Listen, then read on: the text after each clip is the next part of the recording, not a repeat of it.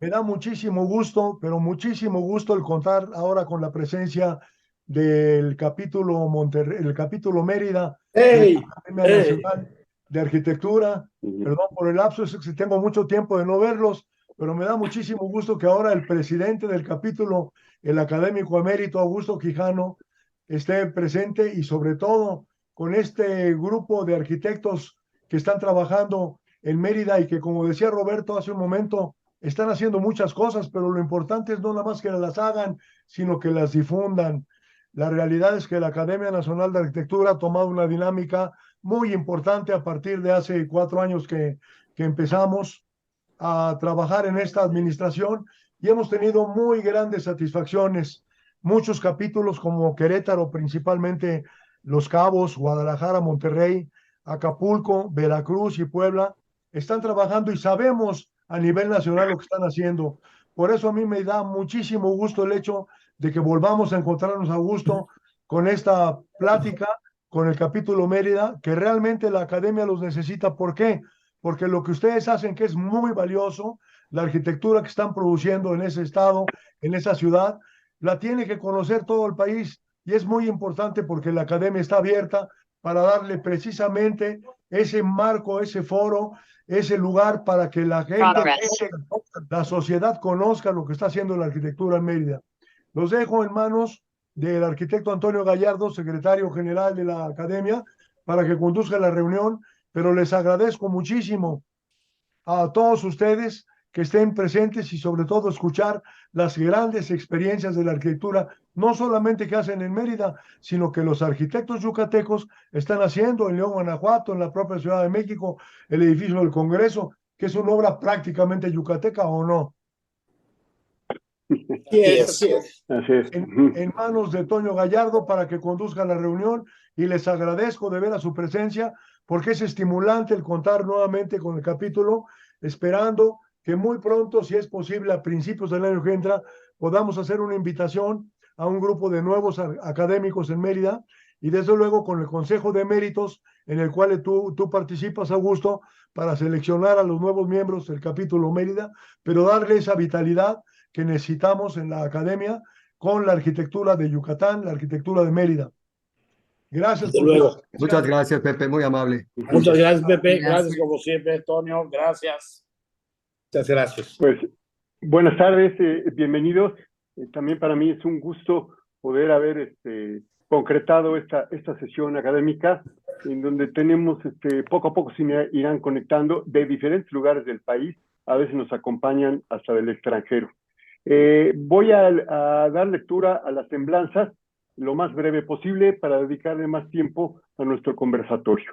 Nos acompañan el día de hoy Elvia María González Canto. Ella es arquitecta egresada de la Facultad de Arquitectura de la Universidad Autónoma de Yucatán, maestría por la misma institución, con una tesis de la arquitectura residencial moderna en Mérida del año 50 al 70.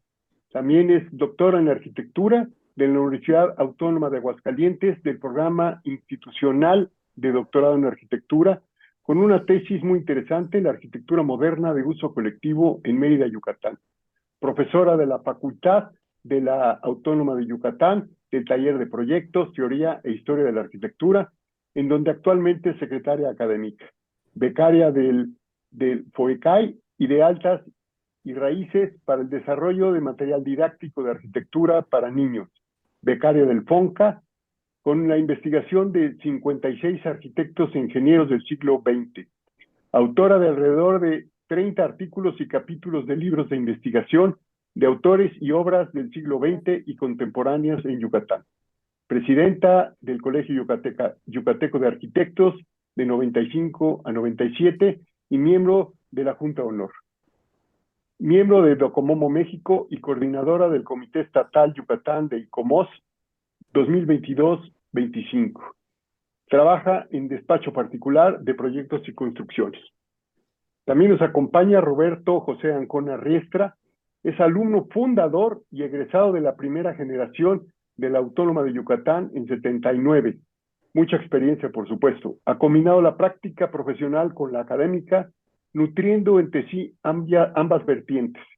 En la primera, iniciada en 75, ha obtenido varios premios en las bienales, tanto de Yucatán como nacional, y el premio Obras CEMEX.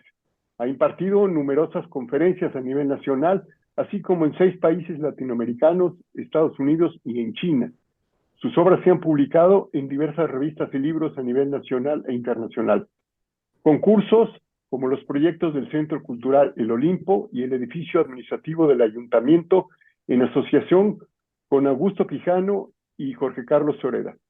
Como académico, en la facultad de la misma universidad ha sido secretario académico, presidente de la Comisión Permanente Académica y director del 90 al 94.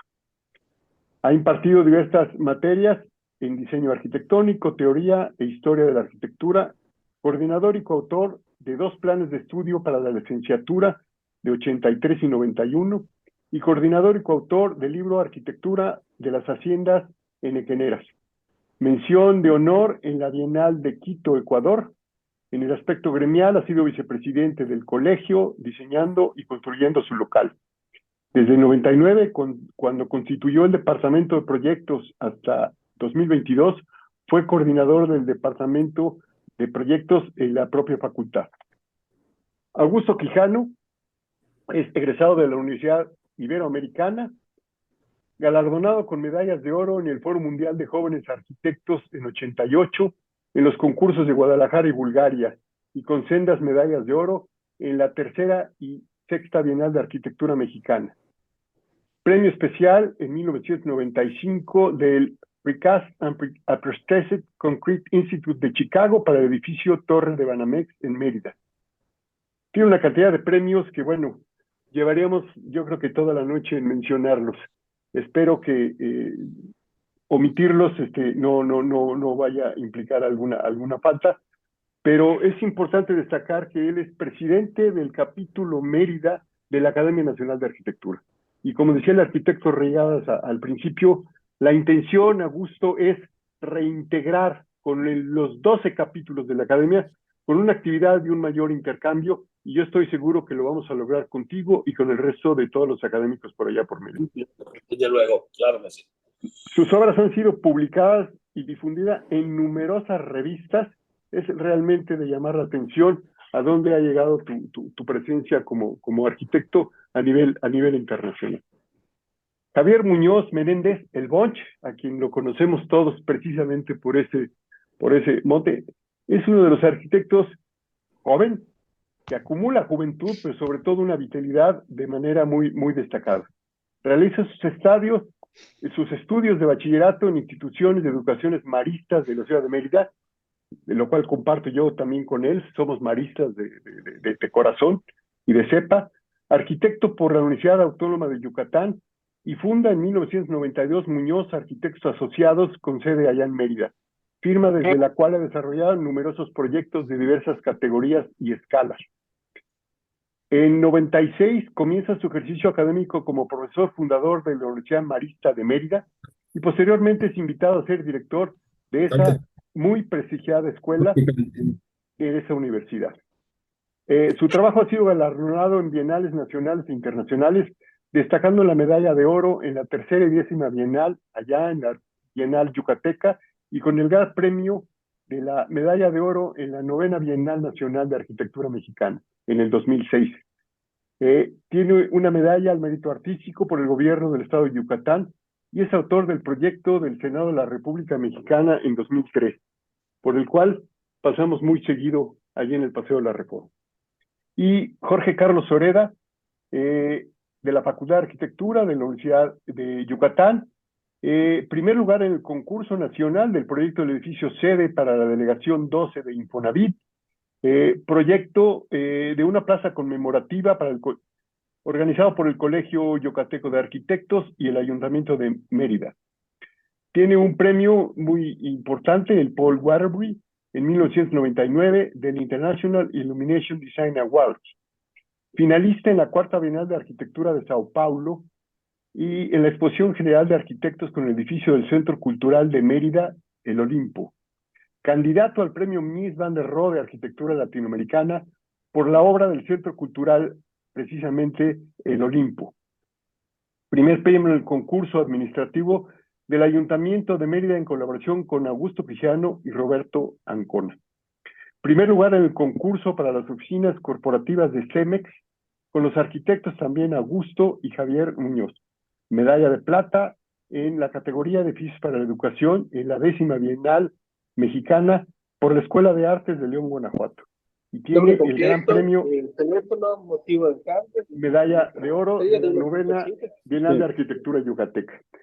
También tiene una destacada labor como artista plástico, que seguido lo vemos allá, lo cual quiero destacar y lo reconozco, Jorge Carlos. Bueno, sin mayor preámbulo ya, daremos inicio al primer bloque de participaciones. La pregunta concreta es, ¿por qué se habla de una escuela de arquitectura yucateca? Le pediría a Augusto y a Javier Muñoz que nos digan por qué es visible los premios, los bienales. Si gustas empezar, Augusto, por favor. Claro, con mucho gusto. Fíjate, Antonio, y todos los que nos escuchan, es importante esta idea de por qué es visible. Yo creo que empieza a ser un poco, al no estar en el centro del país y estar tal vez en un extremo, como puede ser la provincia de Yucatán, que es más bien parte de un sistema caribeño, diría yo, de algún modo, la idea un poco es participar y estar presente en esta serie de confrontaciones, vamos a decirlo así, de evaluaciones que surgen a raíz de las bienales de arquitectura.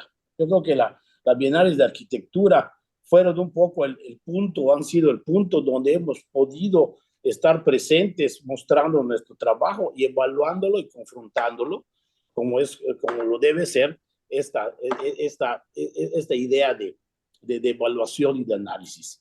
Esto surge principalmente a partir de los 90, pero realmente esto es porque se habla de esta escuela como una respuesta realmente a un lugar.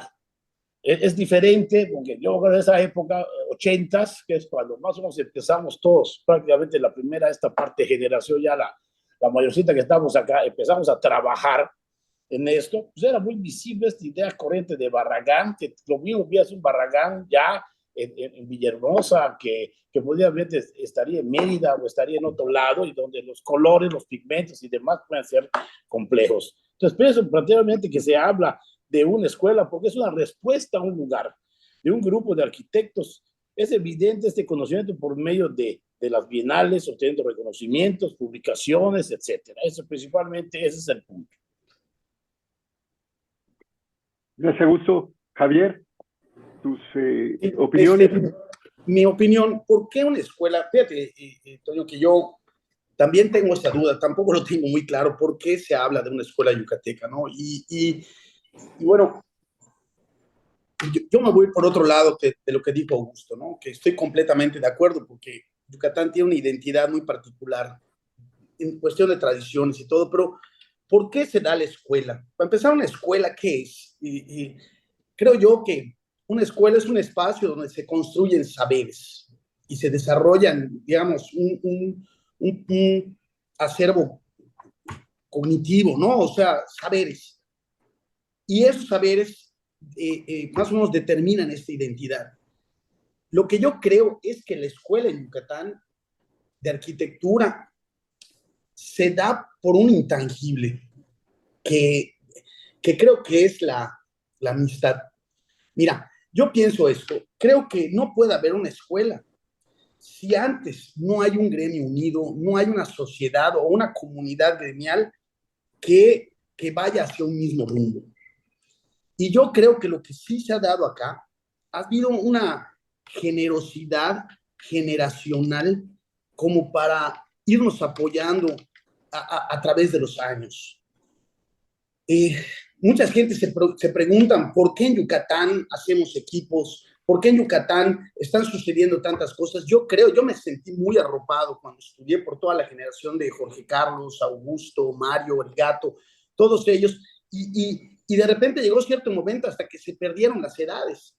Y así como sucedió eso, yo siento que estoy formando parte y ayudando a chavos que son mucho más jóvenes que yo, e incluso esta generación que me ayudó a mí sigue presente en estas generaciones. Entonces, yo creo que para que haya una escuela, tiene que haber una buena sociedad, una buena comunidad gremial, y creo que eso se ha dado. Si no se da en otros lados, primero que habría que trabajar por construir esta comunidad gremial que sea armónica y que sea generosa.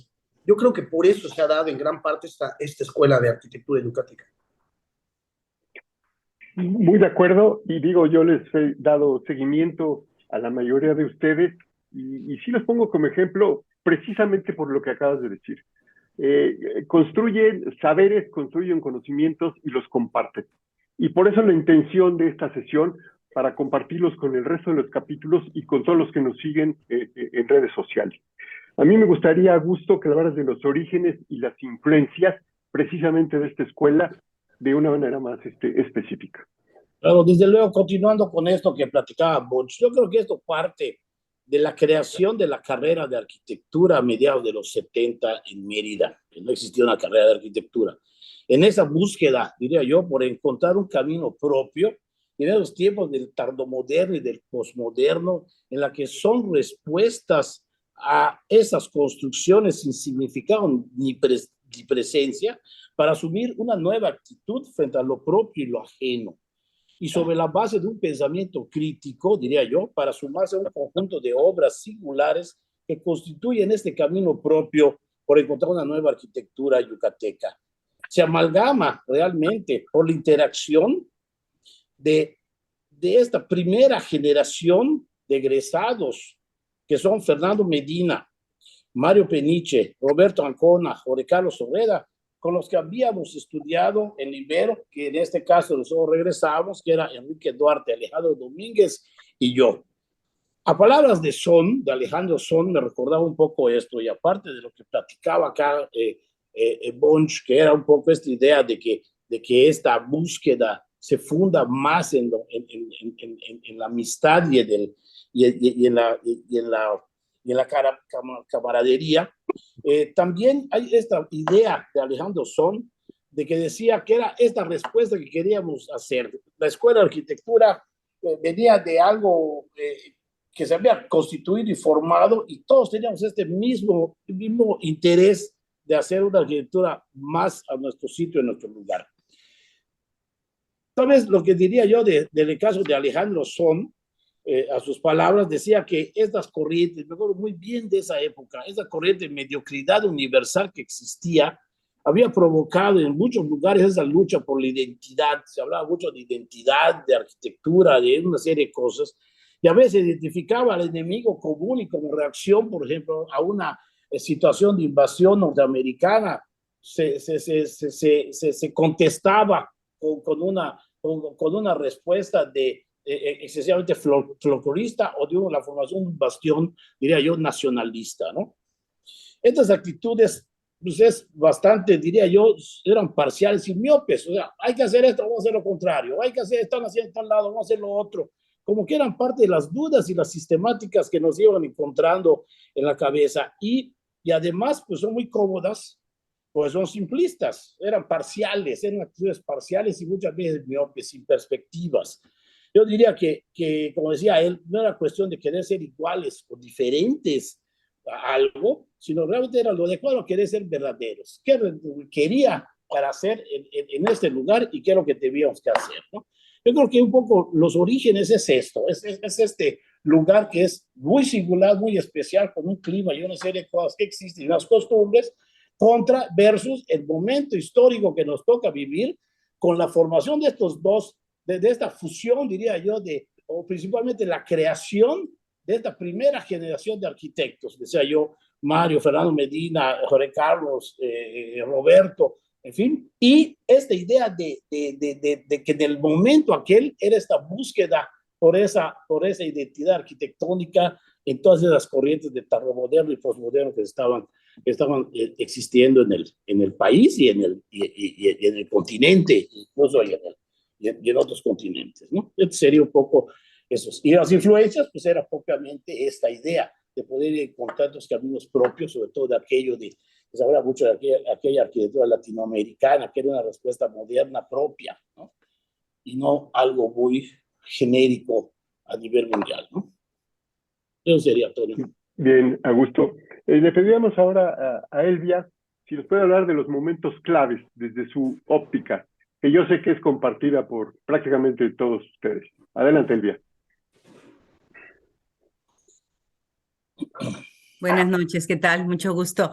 Bueno, yo voy a platicarles un poquito, pues, de unos momentos claves que para mí, pues, se dieron en las últimas 3 décadas del siglo XX, que en realidad significaron para esta arquitectura contemporánea, para esta escuela de arquitectura yucateca, un momento muy, muy importante de experimentación, maduración, y allá están las bases de esta consolidación. Entonces, les voy a compartir algo para hablar un poquito de esto. Y sí, están viendo la pantalla. Sí. Bueno, voy a pasar muy rapidito esta parte, que es el antecedente a 1970, donde va a empezar esta búsqueda de manera más franca, ¿no? ¿Por qué? Porque en este antecedente de la arquitectura moderna, que nosotros tuvimos una arquitectura moderna muy particular, que fue respetuosa del sitio y de la cultura, ahí también encontramos un antecedente, ¿no? Este antecedente de respetar el sitio más allá de las modas, más allá de la arquitectura internacional, como por ejemplo protegernos del poniente, ¿sí? O sea, esa es una fachada de una casa maravillosa, la Casa Abraham Chapur, que tenía que responder a un contexto, el Paseo de Montejo, pero que también tenía que responder a una condición climática específica, y que es el sol tremendo de nuestro poniente, ¿no?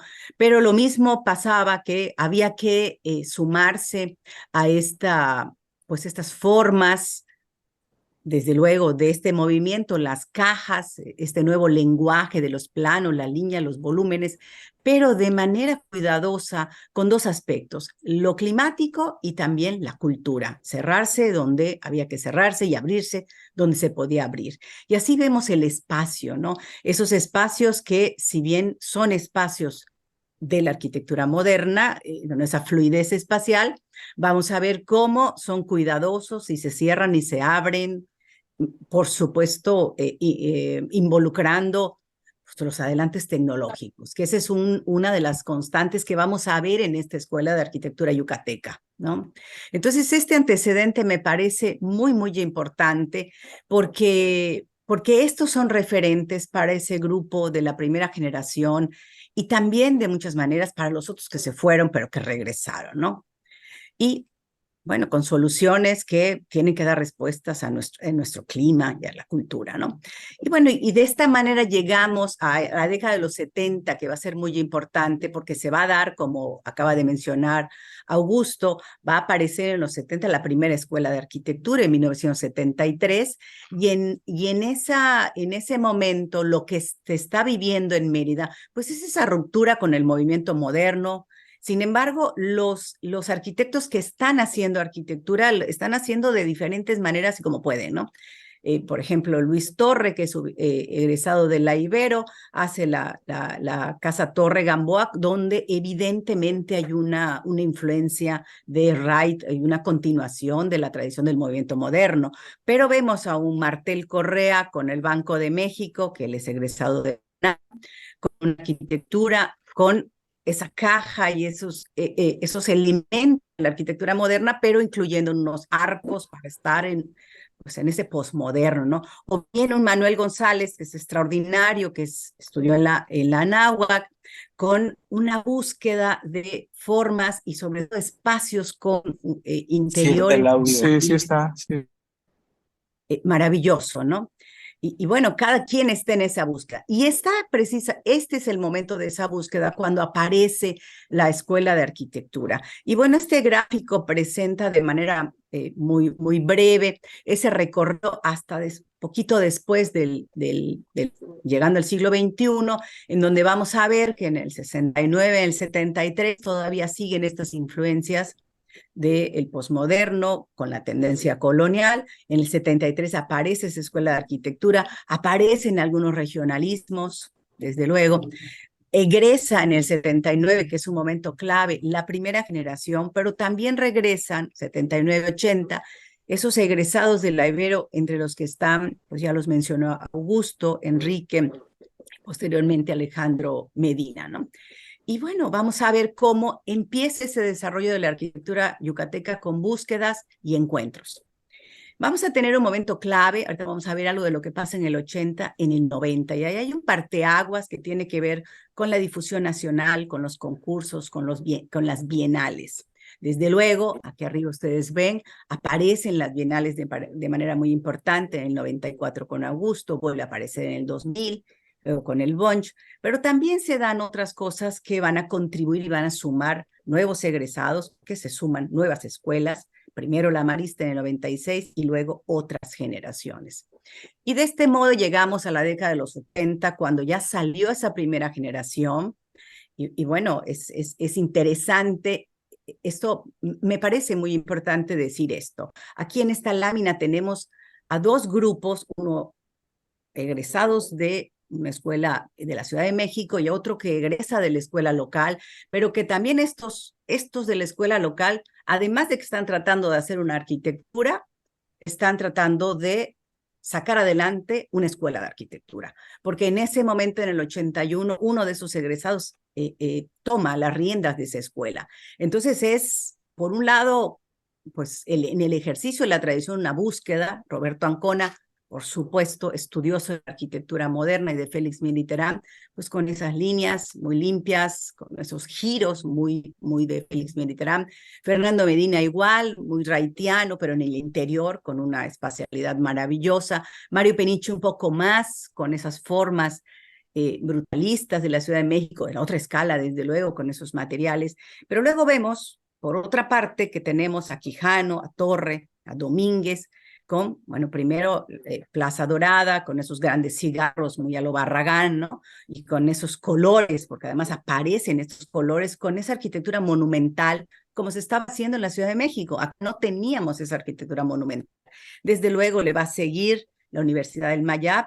Aquí está una obra de Jorge Carlos igual, que es muy interesante, siempre con una búsqueda de una volumetría compleja, escultórica siempre, y la presencia de jardines y patios, ¿no? Y de esta manera llegamos a los 90.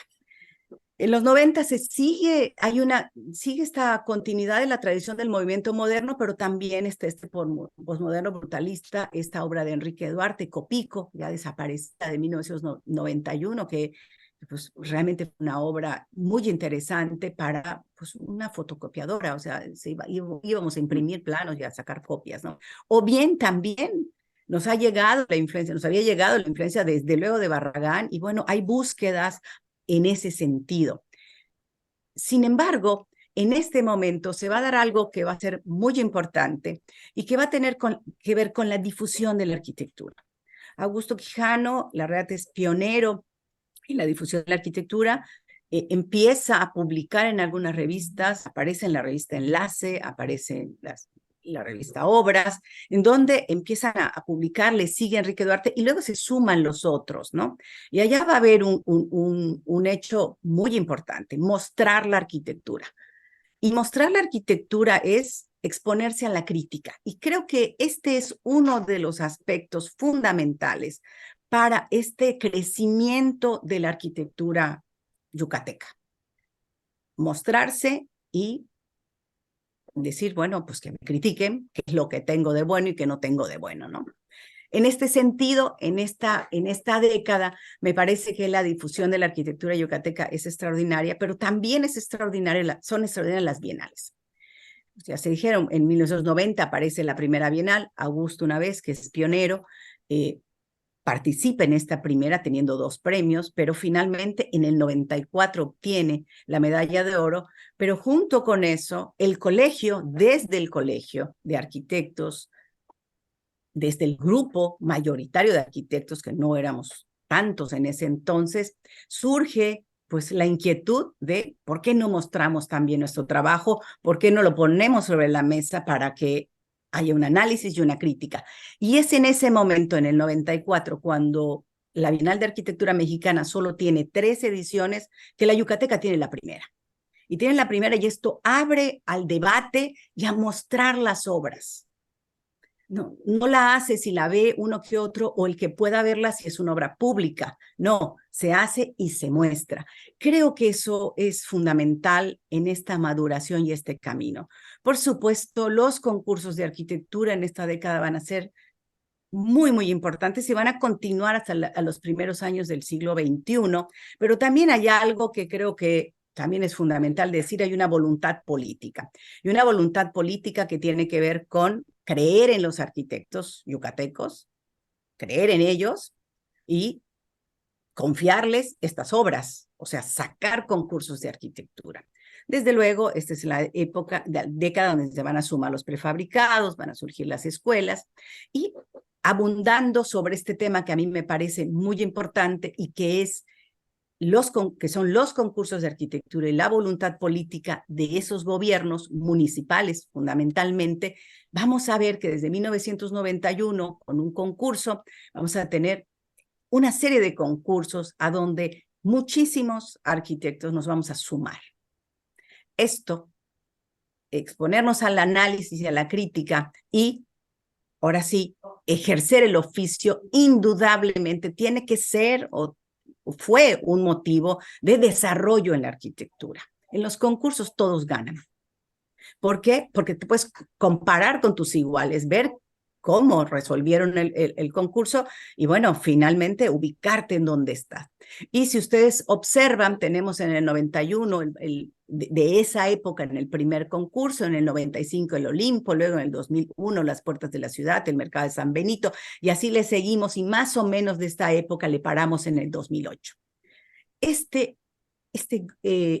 número de concursos verdaderamente fue muy importante, en el que participamos muchísimos arquitectos y haciendo análisis, haciendo crítica, porque además se exponían los proyectos. Y me parece que este es fundamental, este asunto es fundamental. Desde luego, vamos a ver cómo también mostrar esta arquitectura en otros lados va a tener unas repercusiones también interesantes, ¿no? ¿Por qué? Porque otras personas de fuera van a venir a calificar estos concursos, van a venir a calificar estas bienales, y eso nos va a poner también en un escaparate.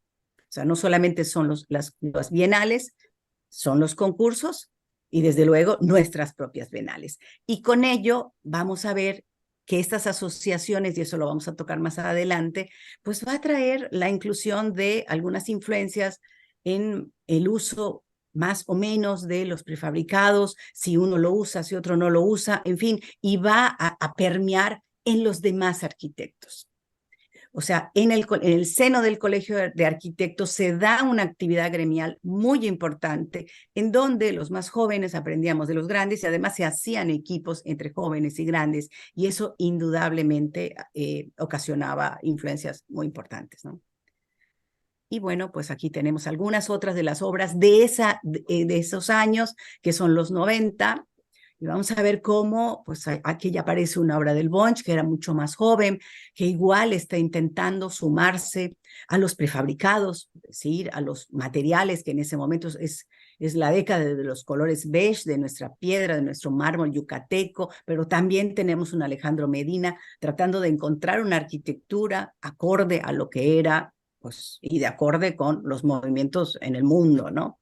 Y finalmente cerramos esta década con otra obra de la Bienal de Augusto Quijano, en donde vamos a ver características que creo que se comparten con las otras obras, ¿no? Un respeto total al sitio, un respeto a la cultura y también un manejo exquisito del espacio, ¿no?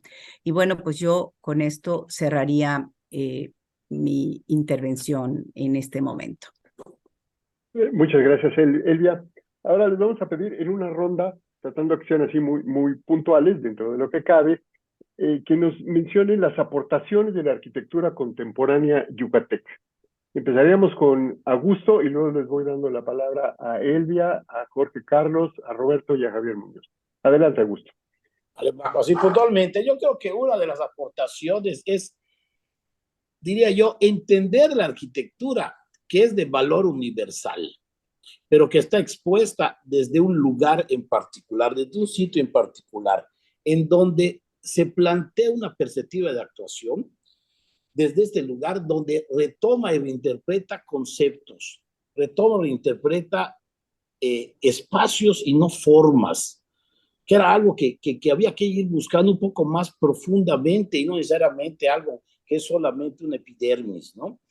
Una arquitectura fresca, diría yo, pero ligada a un piso de la historia, que esté ligada a la historia, a nuestro sentido del lugar, a continuidad con anteriores realizaciones que nos sirven a veces para probar una cosa con la que sigue y la siguiente, con lo que se había hecho antes en los 60, como platicaba hace un rato, de esa arquitectura que se dio en los 60 de losa y poste que funcionó muy bien en nuestro medio y que podemos seguir dando esa continuidad también. Y esos caminos, y que de allá partir para tomar caminos diversos, ¿no? Y buscar continuidades y búsquedas de continuidades y armar una arquitectura de conjuntos con este valor de época, ¿no? Y este valor de lugar. Yo creo que eso es un poco una aportación que tuviera tener esta arquitectura contemporánea. Yo me acuerdo además de una revista, el Piso, creo que se llama el Piso número 5, la estoy buscando hoy, de tantas miles de revistas que ya tiene uno, ya no las encuentras, encontré la 4, pero no encontré la 5, no sé si era la 3 o la 5, ¿no? Pero donde se presentaba todo el número completo de la revista, era Portugal y Yucatán. Y por un lado estaba Sotemora, Sisa, Tábora y todo lo que venían de allá contra esta arquitectura que vendría siendo como muy homogénea, igual con estos atributos blancos frente al mar, y se hacían paralelismos con la gastronomía, con la península, frente a un mar, con una serie de conceptos, diría yo, muy desarraigados de ornamentos, porque la arquitectura yucateca de alguna manera es franciscana, es desprovista de ornamentos, estos grandes muros blancos, más bien de espacialidad, más que la forma misma, y además muy magistralmente prologada por Humberto Ricalde, que prologó ese número y hacía esos paralelismos entre Yucatán y Portugal. Entonces, allí es donde creo yo que fue interesante esta aportación que se iba dando con respecto a esto. Yo diría que realmente la luz que para nosotros se traduce en sombra protectora es el elemento que nos permite producir, matizar y darle sentido a los espacios, ¿no? Y partir siempre de los espacios para poder entonces constituir una actividad que eso tiene que ver también con nuestras ventilaciones entonces el clima pues, iba a ser dos elementos, un elemento que produce un par de materiales que para nosotros debe ser algo importante, la luz y el viento. Y con esos materiales vamos manejando ya todo lo demás, como materiales prioritarios y poder a partir de ellos poder ir trabajando. Yo diría por allá sería así de manera sintética lo más posible. Sí. ¿Okay? A ver. Elvia. Bueno, yo quiero ser más breve. Yo creo que la coherencia es algo que es fundamental en esto, ¿no? La coherencia entre esas formas, entre esos espacios, entre el uso, entre la manera de vivir, o sea, la cultura y, por supuesto, el clima. Entonces, para mí eso es fundamental, al margen de, siempre hemos utilizado un patio. ¿Por qué? Porque en Yucatán el patio es ese que te mete luz, que te mete ventilación, pero pues no es el mismo patio. O sea, no tiene la misma forma, tienen un material diferente, un material acorde al momento. En este momento será metal, en otro momento era piedra. Y esa coherencia entre estos aspectos para mí es fundamental. Era todo, es todo. Gracias. Jorge Carlos, tu turno. Hola. Bueno, para mí creo que siempre lo he dicho, ¿no? Las cosas más importantes de la arquitectura contemporánea aquí. ¿Perdón? A ver, pueden apagar su micrófono los demás, por favor. Sí. Gracias. Nosotros tuvimos que luchar, además de todo lo que ya expuso Elvia. Creo que uno de los logros más importantes de la arquitectura contemporánea en Yucatán es el hecho de que valoren al arquitecto. Porque quitando la época de la arquitectura moderna anterior a nosotros, que pues más o menos terminó en los 50, 60, hubo una especie de vacío donde los actores no eran los arquitectos y los pocos arquitectos que habían, pues ya se habían dedicado a otras rutinas o a otro tipo de desarrollo del trabajo, ¿no? Entonces yo creo que el hecho de abrir ese camino tan importante de dar a conocer el trabajo de los arquitectos, de que se valore el trabajo de los arquitectos. Entonces, pues eso es, creo que, de los puntos más importantes de esta nueva generación, digamos, del 73 a la fecha, ¿no? Y más que nada, bueno, al grupo que nos tocó a nosotros, porque tuvimos que estar desde hacer una facultad, abrir camino, aprender a construir y luego dejar de construir para solo proyectar, aprender a cobrar, como empiezas a construir, cobras parte y parte, y luego dejas de construir y solo cobras la parte de proyecto. Entonces sí fue una labor meterse a los organismos como era el Colegio de Arquitectos, que también estaba un poco, pues, no estancado, tal vez sea la palabra, sino un poco, pues, como en stand-by, ¿no? No había mucha participación, no había tampoco mucha información, no había mucha difusión. Entonces, pues salimos a un panorama, pues cuando menos los de acá, totalmente nuevo, ¿no? Nuevo en la parte del ejercicio profesional, y creo que eso también, la labor de los que vinieron de México fue muy importante, porque ellos venían de otra dinámica, y esa dinámica, pues sí contemplaba algunas de las cosas que nosotros no, estábamos tardándonos en asimilar, ¿no? Creo que sin querer, queriendo, encontramos esa liga que, además de la amistad que había y que sigue habiendo, nos abrió también nos dio esa fuerza para unirnos y para saber, bueno, no es lo mismo que venga un loco y trate de cobrar un proyecto, a que vengan 20 locos y traten de cobrar un proyecto, ¿no? Entonces, yo creo que es una de las grandes aportaciones, no nacionales, porque en otros lugares, y me atrevo a decir que en muchos lugares tal vez pasó eso, ¿no? Que los arquitectos trabajaban como ingenieros, o como constructores, y en este caso docentes o lo que sea, ¿no? Pero yo creo que esa es una de las grandes aportaciones que podemos nosotros como grupo que estamos acá y algunos más, decir que hemos logrado cuando menos eso, y que es muy valioso, ¿no? Y que ahorita le da trabajo y es sustento de mucha gente, ¿no? Cuando pues, en esa época éramos poquísimos. Eso por mi parte ahorita. Gracias.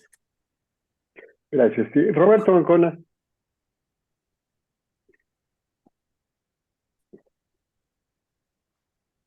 Gato. Buenas tardes.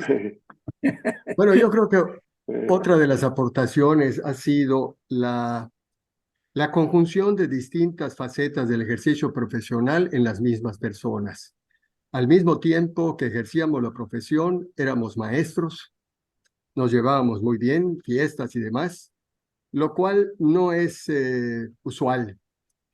El enseñar creo que es una de las formas más profundas de aprender. Esta búsqueda permanente de encontrar, de comprender mejor la arquitectura, se alimentaba básicamente de tres medios principales. Aumentar el conocimiento de nuestro medio y de la cultura yucateca en general. No solamente de la arquitectura, en general la cultura. Yucatán, como ha dicho los que me antecedieron, tiene una profunda cultura local que debemos de comprender y asimilar. Del estudio de la arquitectura a través de distintas alternativas, publicaciones, conferencias, visitas de obra de arquitectura relevantes para tener la vivencia del espacio interior que amplíen nuestro repertorio y criterio de diseño arquitectónico y urbano. Y particularmente a través de la evaluación de nuestro propio trabajo profesional.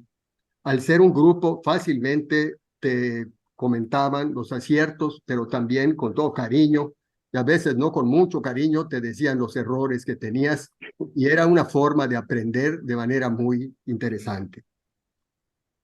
Todo lo anterior con el propósito de tener una mayor calidad en nuestros proyectos y en nuestras obras.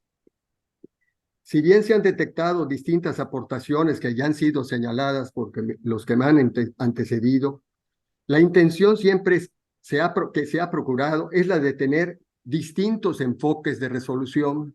Si bien los temas son recurrentes, el clima, la vegetación, la cultura, nuestro medio, la calidad espacial, etcétera, la coherencia, todo esto que se ve, creo que lo interesante es que de acuerdo a cada personalidad, a cada manera de entender la arquitectura, cada uno de nosotros ha estado aportando una visión particular que enriquece la búsqueda común.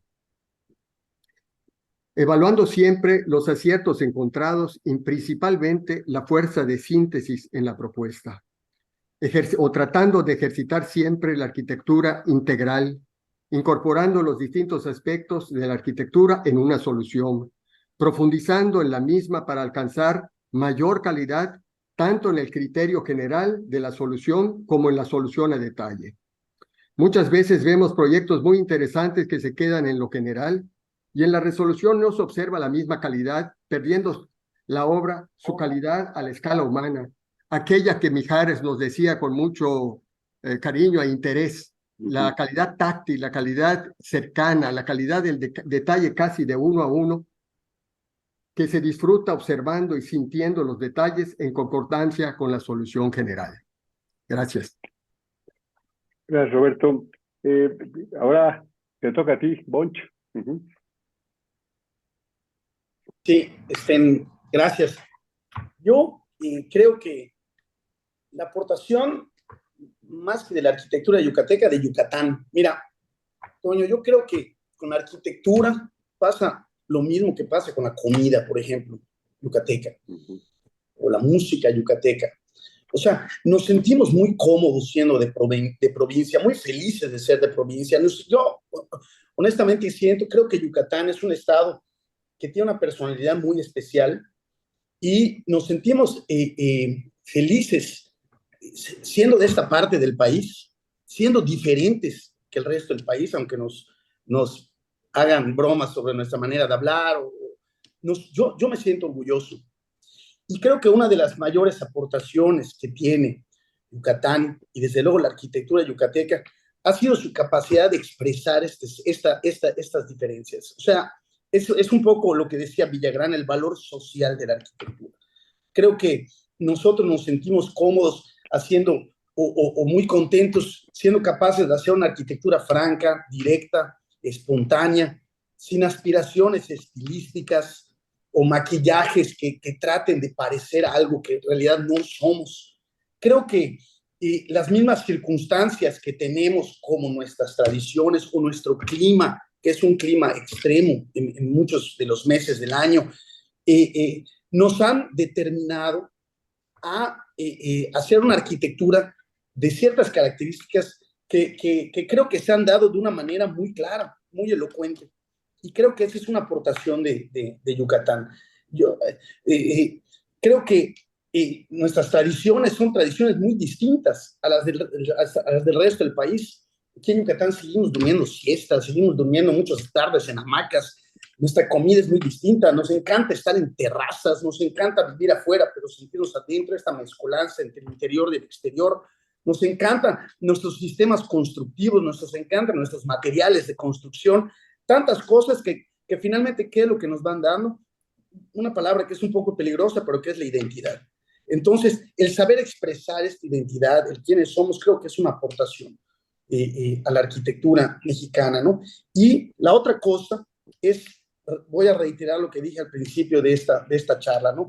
Una aportación que creo que es muy importante es esta capacidad que hemos tenido de asociarnos. Yo creo que en muchos lugares, desde luego no voy a mencionar ni un lugar, pero en muchos lugares el ejercicio de la arquitectura se ha dado como una búsqueda individualista, o sea, la del arquitecto propiamente, que me cae en mi chamba y me siento incluso recelo o siento cierta ego por mi trabajo. Creo que en Mérida o en Yucatán se ha dado esta capacidad de asociación que ha enriquecido nuestros trabajos. Necesariamente ahorita estaba viendo todas las fotos que mostró Elvia y muchísimos de esos trabajos fueron hechos por equipos de arquitectos que, como comenté, mantienen una fuertísima amistad, pero que suman capacidades. En algún momento hicimos unos trabajos maravillosos en equipo, el arquitecto, bueno, Augusto, Jorge Carlos, Mario, el Chino y yo, que son unas haciendas, y el cliente de estas haciendas nos dijo dos cosas que tenían que suceder para que se vea si un equipo de trabajo había funcionado. Una de ellas era que el producto del trabajo de equipo sea mejor que si lo hubiese realizado cualquiera de los miembros del equipo en particular. Y la otra era que tú no pudieras identificar el resultado del trabajo de equipo como si hubiera sido hecho por cualquiera de los miembros del equipo. Y yo creo que si tú ves estas dos condiciones, creo que los equipos que hemos realizado entre el gremio de los arquitectos aquí en Yucatán han funcionado. Y necesariamente son mejores, porque más cabezas se cuestionan más, se preguntan más, cuelgan el proyecto, como a veces decimos, vamos a matar el proyecto, y lo cuestionamos, lo sometemos al escrutinio de la teoría de la arquitectura para ver si de verdad funciona, ¿no? Y eso muchas veces cuando tú trabajas a nivel individual no se da porque no tienes la crítica del compañero, ¿no? A veces la autocrítica no es suficiente, a veces necesitas la mirada de otra persona, ¿no? Entonces, creo que esa es otra aportación, ¿no? El saber, la capacidad de asociación.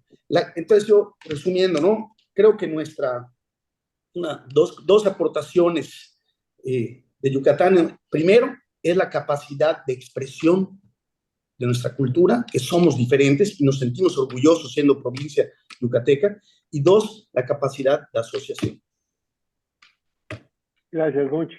Hay un punto muy interesante en el impacto en el ejercicio profesional, y es el estudio de la historia de la arquitectura yucateca, que es algo más que la propia arquitectura, la historia en general, y me gustaría que escuchara a Roberto Ancona en ese sentido, de la historia. Gracias, Toño. Bueno, una de las características singulares de la naciente Escuela de Arquitectura, que cumple en este año 50 años, ¿no?, ha sido el estudio de nuestro patrimonio cultural arquitectónico. La historia de la arquitectura es apasionante. Si miramos, por ejemplo, la Casa Maya junto con su solar que estudiamos desde los primeros semestres, que ha permanecido hasta nuestros días, si bien requiere una actualización sobre las condiciones de instalaciones contemporáneas, ha habido intentos valiosos sobre el tema. Donde destaca la utilización de los materiales locales. Si se habla de sustentabilidad, allá hay un ejemplo tremendo, ¿no? La transmisión del conocimiento de construcción para que sea una tecnología apropiada y apropiable. Por eso ha significado esta permanencia a través del tiempo. Y también saber que esta casa fue el germen del conocimiento, el germen tipológico de la arquitectura monumental maya, ampliando sus elementos básicos, la plataforma sobre la que se sustentaba, los muros que formaban la casa y la techumbre de paja. Estos tres elementos aumentan de escala, crecen o se alargan y se combinan con la ornamentación de frisos como remates que, organizados magistralmente con la proporción áurea, han generado conjuntos urbano-arquitectónicos como el de Uxmal, de calidad hasta ahora no alcanzados. De estos ejemplos se han retomado varios aspectos, aunque falta esa idea del conjunto, pero ellos son la reinterpretación de los patios mayas, desde la reinterpretación de los patios mayas hasta el uso de materiales locales, las texturas con sus múltiples variantes que están profundamente arraigadas al medio. O bien la arquitectura de los centros históricos, que constituyen el tejido urbano a través de viviendas con patios centrales en distintas escalas, jerarquizando sus plazas y sus templos, combinando estos dos factores que constituyen los centros históricos. El conocimiento de nuestro centro histórico, trabajado durante muchos años con los estudiantes de la Facultad de Arquitectura, bueno, generando una conciencia en los entonces estudiantes de la importancia de su valor patrimonial que fue dando pie a proyectos de restauración y revitalización de viviendas o edificios relevantes, como el caso del Centro Cultural Olímpico, que comentaremos más adelante, y así se fue adecuando a la necesidad que también los extranjeros, en principio, y de pueblos locales, de adquirir viviendas en mal estado, que a su vez contrataron arquitectos locales que con éxito intervinieron en las edificaciones, logrando ejemplos muy importantes en este tema. Si tomamos el caso de las haciendas enequeneras, su estudio en la FAUADI junto con los alumnos fue tema de varias investigaciones que fueron generando un material muy valioso, entre lo que podemos mencionar el libro de Arquitectura de las Haciendas Enequeneras, que tuve la fortuna de coordinar y coescribir, primero en su género, que abrió un camino para, entre muchos aspectos, a la reutilización de las mismas y sus diversas formas de restauración, produciendo ejemplos muy importantes como el que mencionó el Bonch en este género, que con distintos enfoques han logrado soluciones muy interesantes y de gran calidad. De la arquitectura moderna, que ya se ha hablado anteriormente, los ejemplos de los grandes arquitectos que nos antecedieron, se encuentran soluciones muy interesantes adaptadas inteligentemente a las características de nuestro tiempo y de nuestro lugar, que han servido de ejemplo, aunque en muchos casos por cambios de uso del suelo se han deformado o demolido, han permitido continuar el interés de los yucatecos por la buena arquitectura, obteniendo soluciones muy actuales y con mucha calidad. Así, la historia de la arquitectura y su análisis crítico se ha convertido en un aliado muy importante en la práctica profesional actual. Gracias. Gracias, Roberto.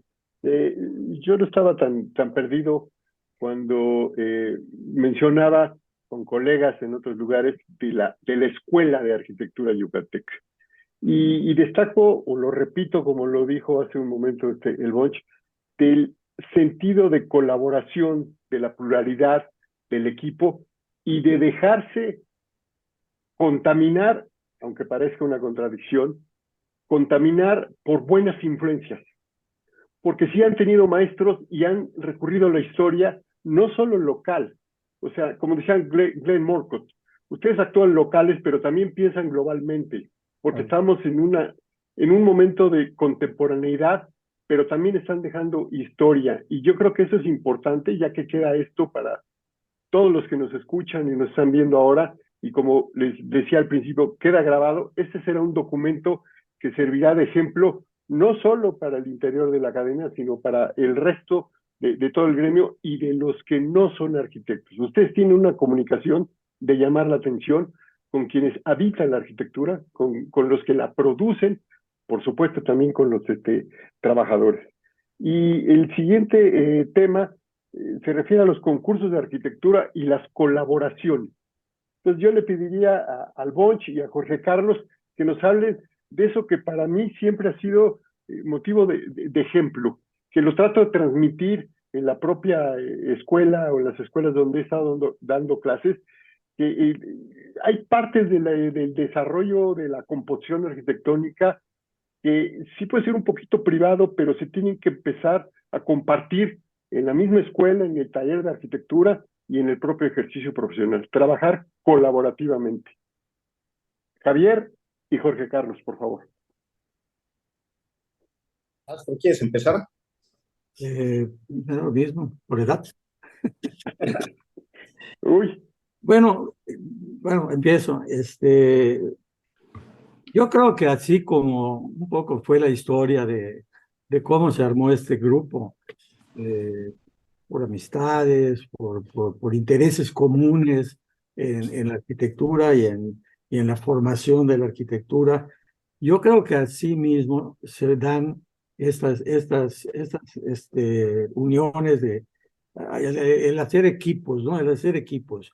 Porque es difícil trabajar en equipo cuando no tienes la confianza en la otra persona, ¿no?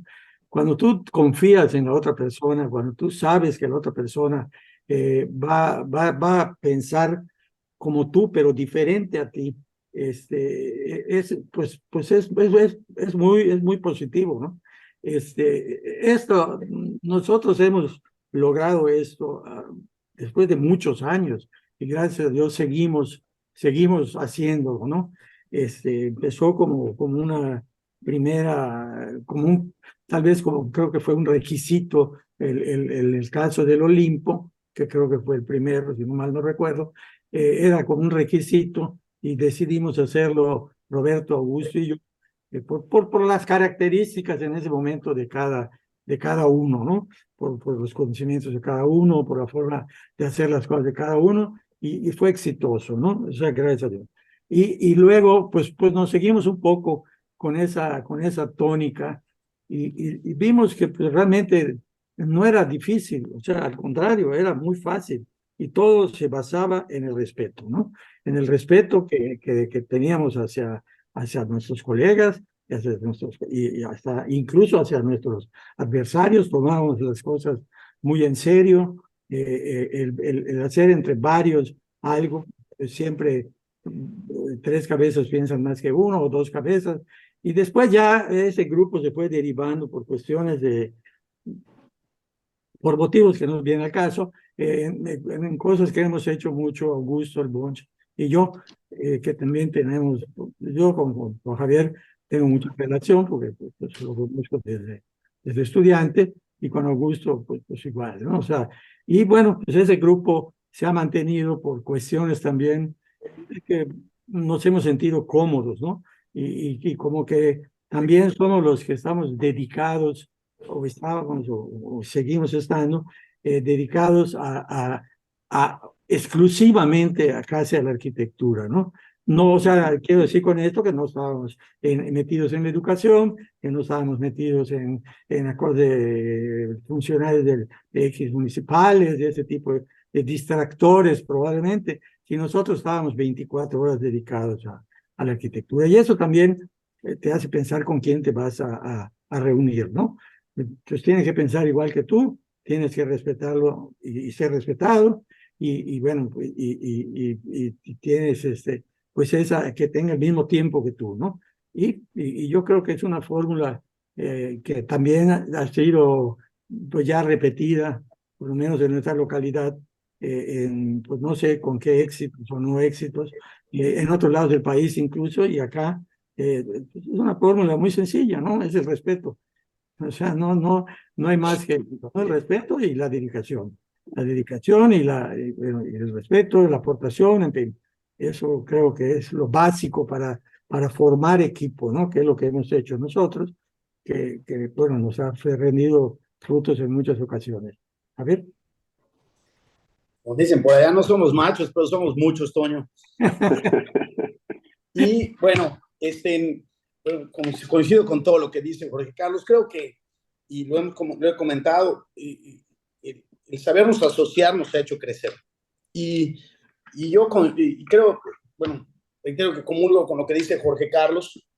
Para hacer equipo, yo creo que tienes que juntarte con personas a las que primero que nada admires. Yo admiro a todos los miembros con los que me he juntado, los admiro de cierta manera, los respeto tremendamente. Sé que tenemos miras similares, o sea, nos dirigimos hacia el mismo lugar, pero no necesariamente pensamos de la misma manera, y eso es lo que enriquece un equipo. Porque si tú te juntas con puro gallo que solo te va a decir que estás bien, pues no vas a crecer. Pero sí, yo recuerdo cuando hicimos muchos concursos, Jorge Carlos, Augusto y yo, me acuerdo que habían ejercicios de poner nuestras ideas al sometimiento de la teoría, y las votábamos hasta que llegábamos a acuerdos de los cuales estábamos convencidos los tres. Y bueno, Jorge Carlos siempre ha jugado un papel importantísimo, como el que agarra, nos podemos estar viendo hacia un lugar y de repente, boom, te gira la mirada hacia otro lado y te dice, ¿y por qué no hacemos esto otro? Y de repente te cambia por completo el rumbo y te obliga a ver cosas que antes no habías visto, ¿no? Entonces, yo creo que estos equipos, estas asociaciones nos han hecho crecer. Me ha tocado, he tenido la fortuna de pertenecer a una generación que me ha permitido asociarme con mis maestros, que son, bueno, muchos están aquí en esta mesa, con Augusto, con Jorge Carlos, con Mario, con el Gato, incluso en algún concurso de Paseo Montejo, o con Alejandro Medina. También me he asociado con el Chino Vales de mi generación en algunas ocasiones, y también me ha tocado asociarme con chavos más jóvenes que yo, a los que a veces me toca y también de los que me toca aprender y también me toca ser el mayor en edad y en experiencia, ¿no? Entonces, bueno, yo reitero, creo que hacer un buen equipo, desde luego, redunda en un mejor resultado. Y eso se ha visto claramente reflejado en muchos de los proyectos que Elvia comentó al principio, que han sido los que han destacado dentro de la producción arquitectónica de la arquitectura de Yucatán. Bien. Del siguiente tema le vamos a pedir a Roberto y a Elvia que nos hablen de esa integración, porque realmente se empieza a notar esa integración con las instituciones de enseñanza, porque están cerca de la práctica, pero también de la teoría. Y a mí me emociona cuando sale la cámara a gusto, y bueno, me dan ganas de meterme en su biblioteca, porque también leen mucho y ven mucho y comparten mucho. Y eso en las instituciones de enseñanza, yo lo vivo acá, se ha ido perdiendo. En las instituciones de enseñanza, esa función, no tanto del maestro, sino del facilitador, del que comparte su experiencia, que la experiencia, decía alguien, que es una larga cadena de errores. Cuando yo le comparto mis errores a los estudiantes, es para que aprendan, pues por lo menos para que no cometan los mismos errores que yo. Y yo sí aprendo o trato de tener experiencias de cabeza ajena, porque eso te ayuda mucho. Y de eso, pues me gustaría que hablar Roberto y Elvia, de las instituciones de enseñanza y de la extensión académica, que debe de ser permanente. Roberto, si tú quieres empezar. Desde su fundación hace 50 años, la hoy Facultad de Arquitectura ha tenido un interés permanente en el estudio del patrimonio arquitectónico, como hemos comentado. Esto le ha llevado a realizar acciones desde diversos estudios y proyectos hasta eventos locales, nacionales e internacionales, como el que recordamos ayer al preparar esta sesión de la intervención en el Congreso Nacional de Comos a finales de los 80 del arquitecto Pierluigi Cervellati, autor del Plan de Recuperación de Bolonia, Italia, a principios de los años 70, que vino a Mérida junto con otros especialistas a dictar conferencias sobre el tema, con lo que se fue incorporando de manera directa la relación de la formación de los profesionales con la participación de muy destacados profesionales a nivel mundial, que nos permitían calibrar los alcances de los proyectos en los que estábamos involucrados. En el tema también podemos comentar que a principios de los 90, el arquitecto George Schaffer, director del programa del PIC, con sede en Gainesville, Florida, donde se daban cursos a los alumnos de distintas escuelas de arquitectura de todo el Gran Caribe, ¿no? Nos dirigió una carta cuando era director de la facultad, señalando el hecho de que los alumnos de la escuela se habían destacado permanentemente en ser los mejores de toda la zona. Nos da mucha alegría oír esto, ¿no? Hasta a veces ni lo creíamos, porque el mismo alumno podría ser excelentísimo fuera, pero por dentro no era tan bueno. Pero nos da mucho gusto que afuera trabajara también, ¿no? Elvia participó en algunos, ella ha seguido siendo muy inteligente todo el tiempo. Y así podemos ir comentando la participación de los alumnos en los primeros concursos de Acinea, de los primeros en los que se obtuvieron primeros lugares, preguntándonos otros compañeros directores que quiénes eran los maestros que daban clase en Mérida, a lo que yo contestaba, pues que era un grupo de jóvenes arquitectos con mucho interés en la enseñanza-aprendizaje de la arquitectura, que hasta ese momento no eran conocidos nacionalmente, ¿no? Me acuerdo de Fernando Paz y Puente, que era director de la UNAUA, decía, ¿y tú a quién tienes? Porque yo tengo a Mario Pani dando clase. Pues hombre, te felicito. Nosotros tenemos a un grupo muy joven de lo que el Bonch platicó al principio, ¿no? De manera muy interesante, ¿no? Esto fue formando una base cuyos resultados se ven hoy, ¿no? El Bonch participó en estos concursos siendo estudiante y obtuvo lugares muy destacados, ¿no?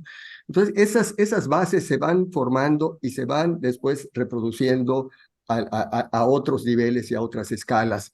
Pero era para nosotros muy satisfactorio en un principio tener el reconocimiento de otras escuelas hacia la escuela de arquitectura, que desde ese momento ya empezaba a llamar la atención también.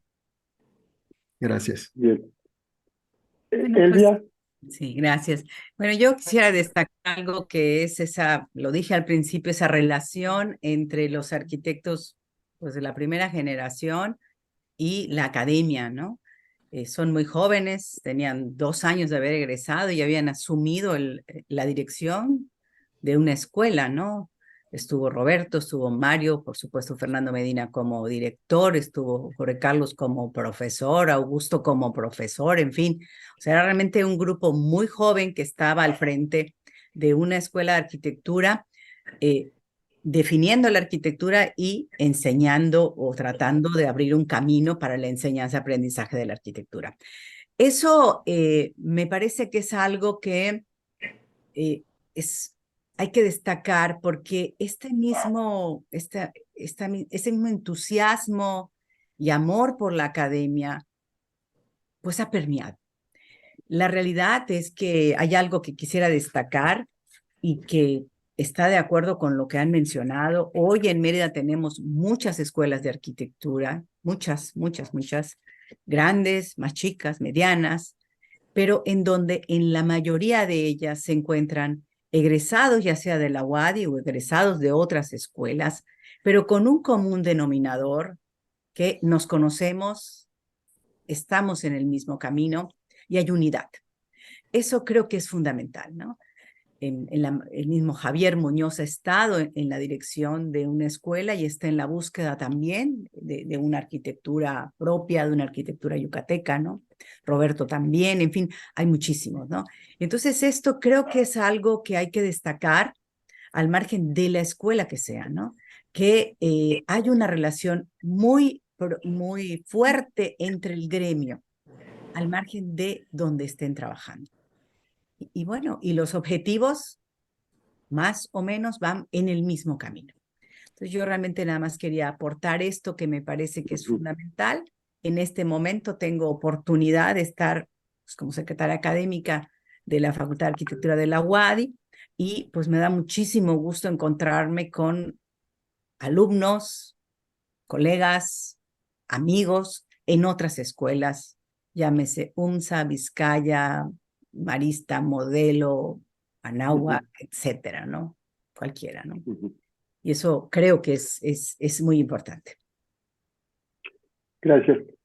Javier, la cuestión de invitados nacionales e internacionales, porque ustedes han logrado también llevar a mucha gente allá, a Yucatán, a Mérida, porque son algo más que buenos anfitriones, porque también generan una expectativa de quien va como invitado para conocer y compartir con ustedes. Invitados nacionales e internacionales. Javier, ¿cómo puedo compartir pantalla? Allí en el botón verde abajo dice compartir pantalla. Compartir pantalla. Debe estar abajo. Sí. Si está en español. O share your screen. Levantar la mano. Estás en tu teléfono, no te dices. No, estoy en mi iPad. Bueno, a ver, lástima, no. Te voy a mandar una foto, Astro, para que la compartas tú. No. A ver, te voy a decir una cosa. A mí me tocó una maravillosa escuela de arquitectura. Me tocó tener de director a Fernando Medina. Me tocó de tener de director, teniendo como director al Gato, aquí presente. Y Roberto. Perdón, o sea, Roberto. Perdón. Claro. No es gato. Es gato. No es gato, ¿no? Es perro. Y luego, bueno, me tocó participar en concursos. La verdad es que oigan, les mandé al grupo 2 imágenes, la puedes subir, Augusto, si tienes chance. Miren, y luego me tocó también formar parte de la generación. Me tocó también formar parte de la generación que fui maestro fundador de otra escuela de la Universidad Marista, a la cual también considero un alma mater. Claro, mi alma mater es la UADY, pero también el hecho de haber participado desde la gestación de otra escuela de arquitectura, que fue la primera escuela de arquitectura particular en Mérida, antes solamente se tenía la UADY, también me marcó mucho en mi formación. Y también yo aquí sí quisiera hacer un comentario, el hecho de que el primer director de la Escuela de Arquitectura de la Marista fue Mario Peniche. Y Mario Peniche, cosa que siempre le agradeceré, me invitó a dar clases en esta, ándale, pero la anterior hay una que es una imagen que tiene un montón de nombres. Me invitó a formar parte de la primera generación de maestros y me dio una materia que yo jamás me imaginé dar. Me pidió que diera teoría de la arquitectura. Y ese momento me cambió a mí muchísimo mi manera de ejercer la arquitectura, porque me hizo más responsable, porque me hizo más consciente de lo que estaba yo haciendo. Quizás yo estaba haciendo arquitectura un tanto de manera inconsciente, sin medir tanto las repercusiones que tenía mi trabajo, y el dar esta materia de teoría me ayudó muchísimo. Y de verdad que hasta el día de hoy me compromete dar esta materia. Nunca he dejado de dar esta materia, Toño. Nunca la he dejado de dar, me gusta mucho. Y después tuve la fortuna, me invitaron a ser director de la escuela, fui director 9 años. Y tuve una plática con alguien que me ayudó mucho, que fue Felipe Leal. En ese momento estaba yo construyendo el Senado, iba yo todas las semanas a la Ciudad de México, y me acuerdo que fui a desayunar un día con Felipe, allá al Mirador en Chapultepec, una vista maravillosa, y Felipe estaba saliendo de la Facultad de Arquitectura de la UNAM. Recuerdo que me dijo una cosa, o sea, bueno, me dijo muchas cosas, pero entre una cosa que me dijo es que ser director de una escuela es un puesto desde la cual se pueden hacer muchas cosas. Y me dijo, hazlas, porque se pueden hacer muchas cosas. Y me dijo, la estructura, la escuela es como un árbol, tu patrimonio son tus profesores. Y formar un equipo de profesores es como formar un equipo de fútbol. A mí me gusta mucho el fútbol. Y me dijo, ¿cómo formas un equipo de fútbol? Lo formas con canteranos, lo formas con jugadores de experiencia, tienes jugadores que son rudos, técnicos, etcétera, ¿no? Así conforma esto. Todas las materias son importantes, todos los maestros son importantes, pero me dijo, esta es la estructura del árbol, el tronco y los cimientos del árbol, las raíces. Pero si tú solamente te quedas con tu día a día, con tu cotidianidad en una escuela de arquitectura, vas a tener un árbol seco. Así me dijo. Me dijo, si quieres que el árbol tenga muchas flores, muchos frutos y una fronda muy, muy espesa, tienes que hacer muchos eventos. Y entonces aquí es donde quería ver si podían proyectar. En 9 años, ¿se puede proyectar? Espera un minuto, por favor. Ah, se te está complicando a ti también, ¿eh? No, ya tuve que pedir intervención de externos.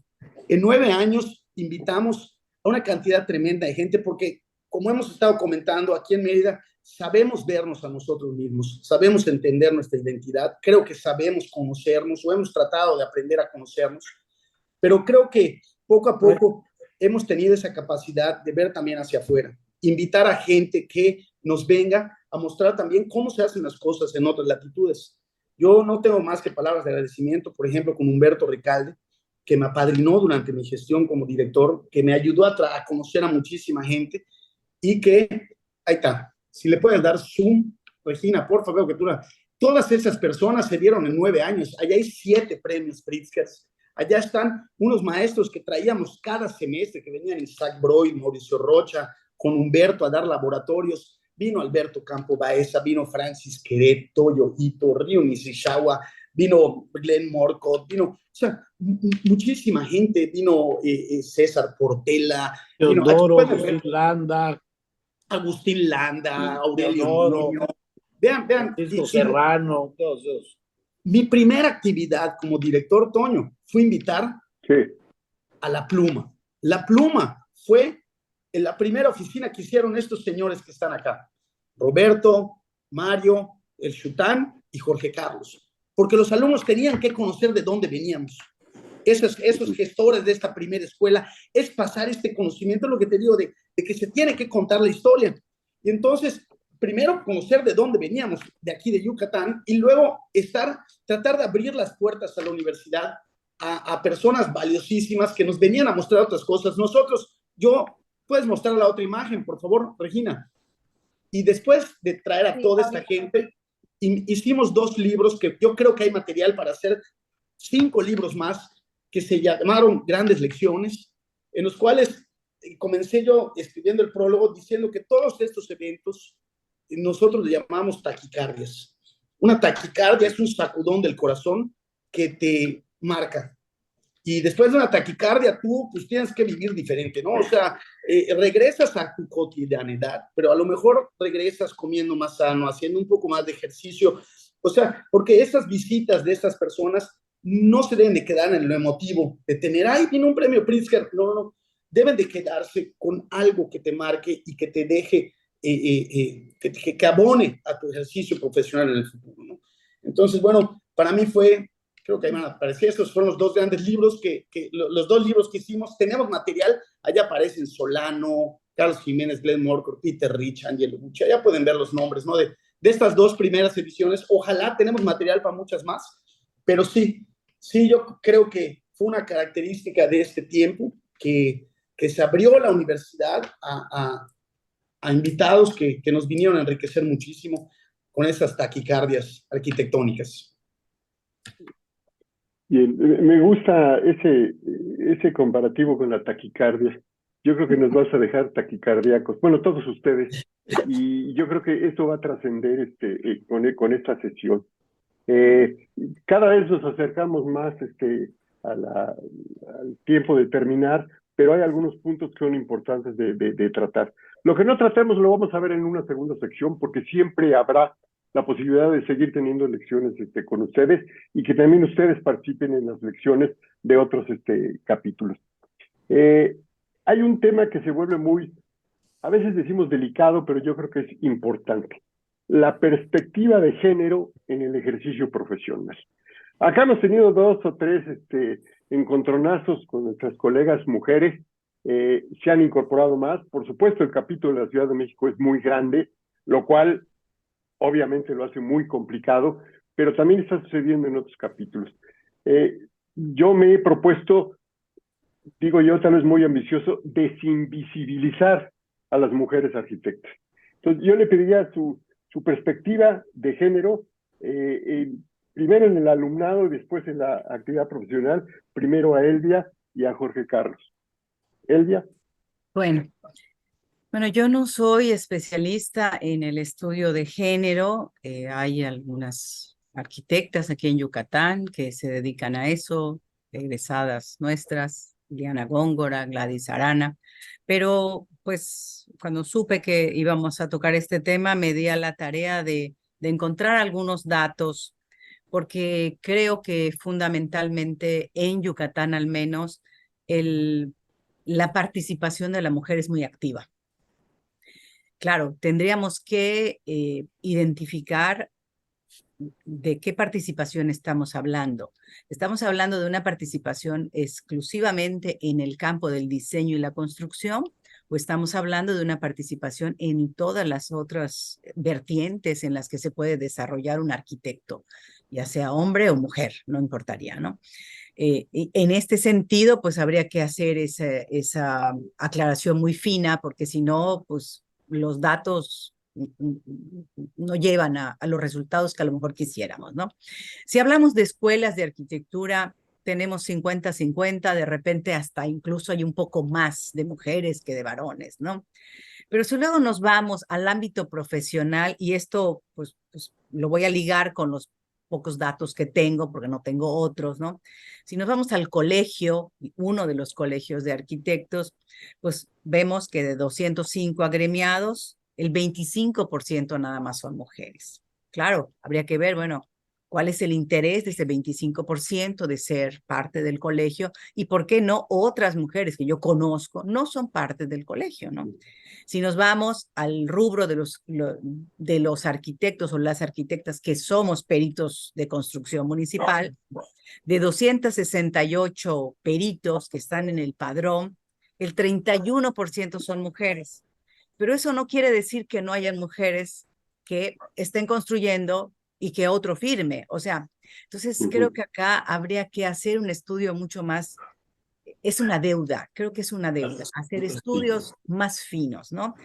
Porque lo mismo pasa, ahora, si hablamos de la misma academia en lo que respecta a la escuela de la UADY, a la Facultad de Arquitectura, tenemos 113 profesores en 3 carreras y el 32% son mujeres, ¿no? Claro, esto habría que pues realmente hacer un estudio mucho más fino de todas las otras vertientes donde la mujer se está desarrollando, donde sabemos en arquitectura de paisaje, en interiorismo, en diseño de arte objeto, en la docencia, en la investigación, en la administración pública. O sea, sabemos que en muchos campos está presente la mujer. Creo que, yo tengo que admitirlo, creo que es una deuda que tenemos para visibilizar a la mujer. Yo he sido muy afortunada, tengo el reconocimiento de mis colegas que están acá, que son varones. Tuve el honor de ser presidenta del colegio en 1995 y he estado encabezando algunas otras posiciones, no, pero esa es mi situación personal, ¿no? Entonces, yo cerraría esto con decir que creo que sí es importante hacer un estudio más detallado y desde luego acá tendríamos que darle cabida a todo ese conjunto de aspectos multifactoriales que rodean esta perspectiva de género, ¿no? Que es mucho más complejo que hablar simplemente de cifras, de hay un porcentaje o menos, ¿no? Hay cuestiones culturales, socioeconómicas, que se tendrían que poner en la mesa para poder hablar de una manera un poco pues, más seria, ¿no? Eso es todo lo que tendría yo que decir. Pero quisiera yo agregar algo, y pues ya que tengo la palabra, del tema anterior y que me parece fundamental. Creo que una de las características fundamentales de estas visitas de gente de fuera es que muchos de ellos hicieron propio el proyecto, no solamente de escuela, entendiendo ese proyecto de escuela como esa búsqueda en la construcción de una arquitectura yucateca. Y hablando en las aulas o en el ejercicio de la profesión, ya sea en las aulas de la Marista, que aquí está el Bonch, acaba de presentar esa figura maravillosa, al cual no hizo partícipe también a la UADY y a las otras escuelas, o hablando también de esos arquitectos de fuera como González Lobo, González Pozo, como Ricalde, bueno, como un montón, que se sumaron a la Escuela de Arquitectura de la UADY e hicieron propio ese proyecto.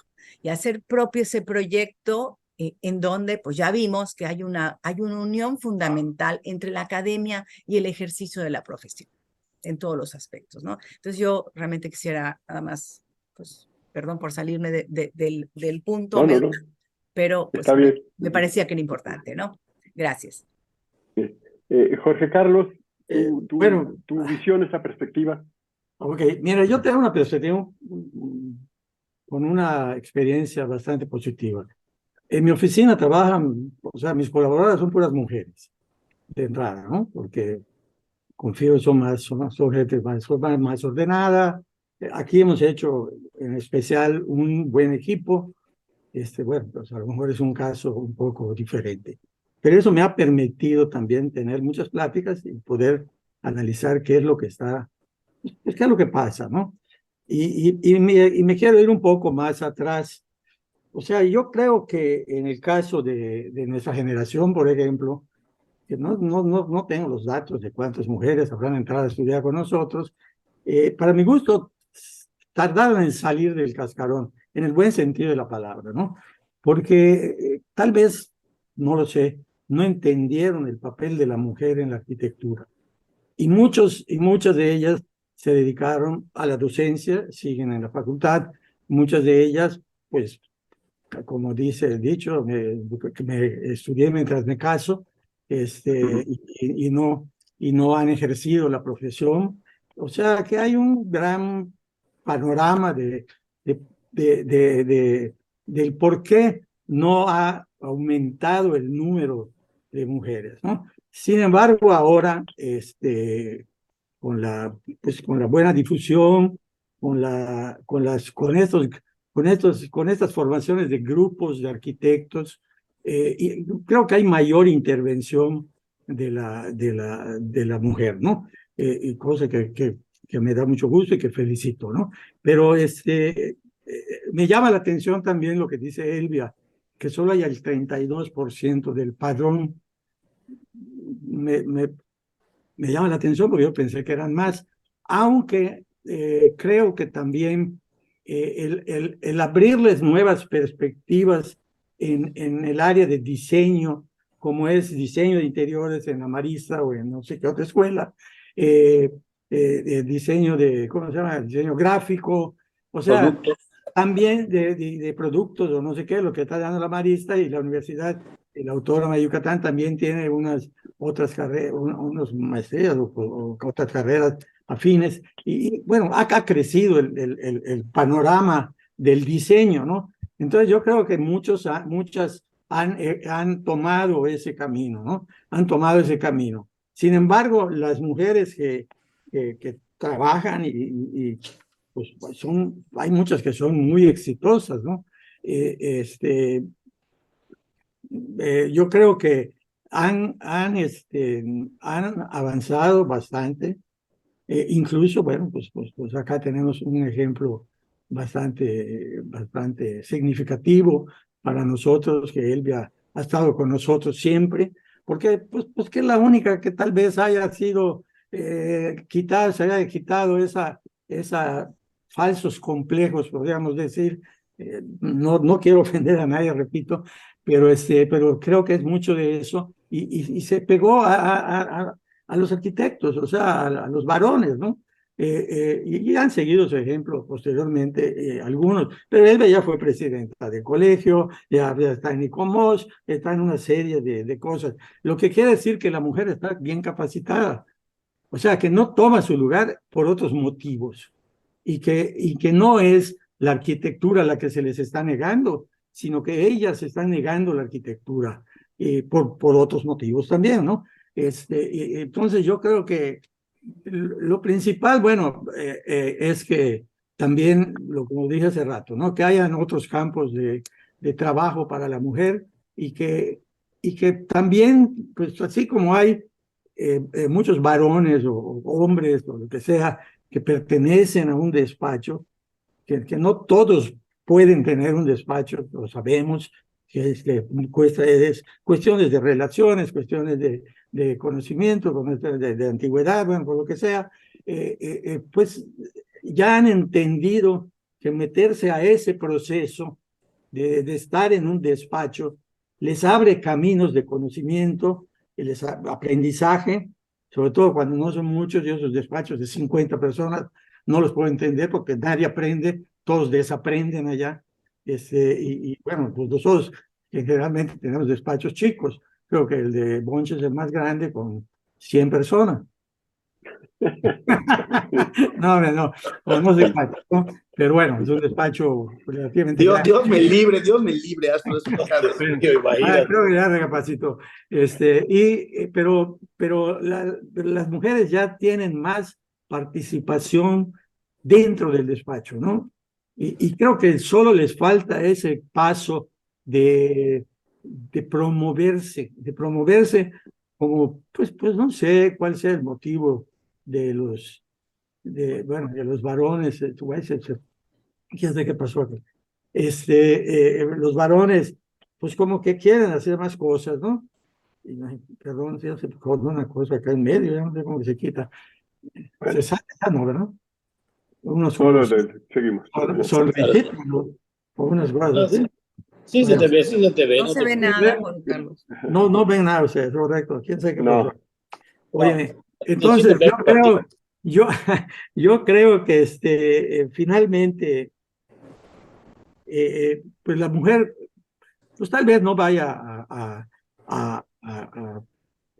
en corto plazo, porque seguimos en una sociedad paternalista, eso no lo podemos cambiar de la noche a la mañana. Sin embargo, ya hay candidatas a las candidatas con cuestiones de género, o sea, pronto eso va a igualarse.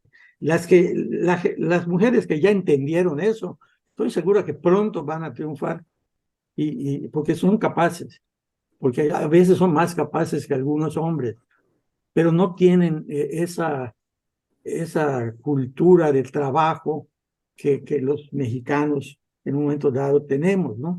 Que el hombre es el que trabaja y la mujer que no sé qué, y que todavía existen en algunas familias, ¿no? Que tampoco lo podemos evitar. Entonces, bueno, yo creo que les deseo lo mejor y creo que pronto van a jugar mejores papeles. Gracias, Jorge Carlos. Bueno, prácticamente ya llegamos a la hora que se estaba planeando terminar. Hay dos puntos que finalmente siempre se quedarán algunos puntos por tratar, cosas muy interesantes. Si les parece bien, yo me puedo quedar aquí sin límite de tiempo, pero también por respeto a ustedes y respeto a nuestro auditorio, si les parece bien, que diéramos una ronda final con comentarios, un poquito de conclusiones o de expectativas para hacer una segunda, tercera y demás. No sé qué les parezca. Augusto, si quieres comentar algo y le damos una última ronda. Sí, yo diría un poco que quedaría pendiente, yo creo, en el tintero, un poco qué estamos viviendo en el momento actual, porque todo lo que platicamos es lo que ha sucedido anteriormente, cómo se gestó, cómo se armó y todo esto. Yo creo que sería conveniente ver un poco esos peligros que tiene el momento actual, ¿no? Esta velocidad de crecimiento, Mérida, una ciudad que está creciendo, segura, etcétera, y demás, donde se están desarrollando excesivamente construcciones, desarrollos y demás, y en donde a veces esta calidad de arquitectura empieza a ser un poco compleja, ¿no? Sobre todo de gente incluso que viene de fuera y que llega a construir en estos lugares con conocimiento. Tal vez lo importante es tal vez ese desarrollo inmobiliario y eso comercial, que yo creo que además el otro punto también es el momento que estamos viviendo como que de mucha prisa y mucha velocidad en producir cosas. Sería otro de los peligros, tal vez posiblemente del momento actual que estamos viviendo, de este desarrollo, y esa prisa por entregar y por poner en acción los trabajos por la misma demanda que ya está existiendo. Yo creo que faltaría un poco eliminar esta idea de una arquitectura de postales, ¿no? De ciertas imágenes que ya están como recetadas, como puestas en receta, y no tanto, o de photo finish, ¿no? O sea, así casi llegas y es la foto y terminas, ¿no? Y por esa misma razón faltará profundizar en una teoría posiblemente más profunda de estas nuevas generaciones y cómo el peligro está en cómo hacer una estafeta para que continúen con todo esto, porque estamos viviendo una época difícil porque no permite ese replanteamiento, tal vez un poco más de pensamiento crítico, ¿no? Y dentro de esto mismo, pues hablar de esta idea que está formando, como decía Moneo, de que todo parece reclamar un mundo homogéneo, lleno de los mismos productos, inundados por las mismas imágenes, como si todo existiese en un no lugar, ¿no? Como si los edificios fueran ser saleros puestos en cualquier sitio, como si la idea del lugar ya no tuviese valor, ¿no? Y Mijares yo creo que cerraba muy bien esta idea de lo que es decir, la arquitectura finalmente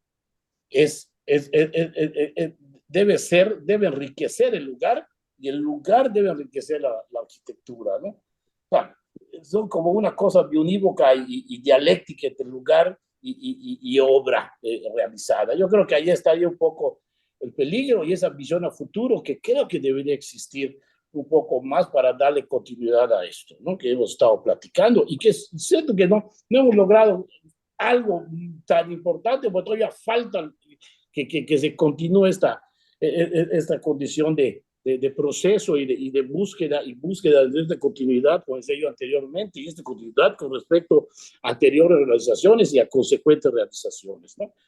Yo realmente, en particular, agradecer este espacio que nos dieron para poder platicar de todas estas cosas, que creo que hay muchísima pelota y de estos últimos dos temas podemos abrir otra vez otros 8 o 10 preguntas y poder continuar con todo esto, porque creo que valdría la pena.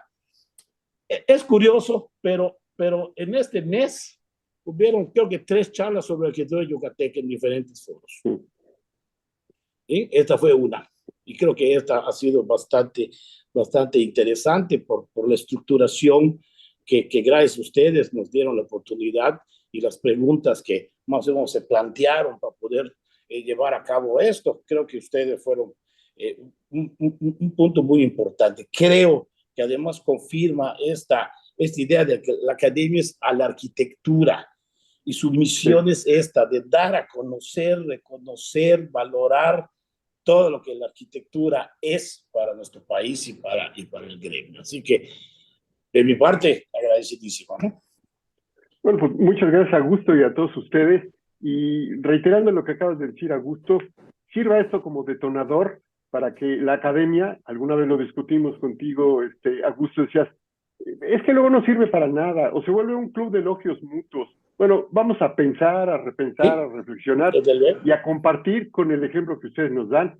Y no es que les demos la oportunidad, ustedes reclamen también la oportunidad en lo que podemos hacer nosotros, nos están escuchando de otros capítulos, porque también ellos tienen que compartir. Entonces, pues yo lo dejo abierto, porque no es más que nos vemos al rato, o en una semana, o en un mes, pero también no se olviden de nosotros y de los otros capítulos, porque puede haber un intercambio entre otros capítulos. A mí a veces no me da el tiempo para estar coordinando todo, tú me conoces, Augusto, que yo los trato de empujar. Me tardé mucho en cumplir esa intención contigo y con el Bunch, que lo vi hace un año en México, pero hay mucho por hacer, hagámoslo con ese sentido que tienen ustedes de fraternidad, pero también de sororidad, porque es importante y involucremos a más. Lo dijo el arquitecto Reigadas, abramos una convocatoria para que se incorporen en la academia las arquitectas y los arquitectos que deben de estar en la academia con nosotros a nivel nacional, que no se vuelvan los capítulos sucursales de la academia. Es una academia nacional. Con los peligros que implica el crecimiento, bueno, vamos controlándolo. Y hay que jugarla. Gracias a todos ustedes, y le pediría pues el cierre al arquitecto Reigadas, el presidente nacional, que creo que ha estado muy interesado, y también cuenten con él.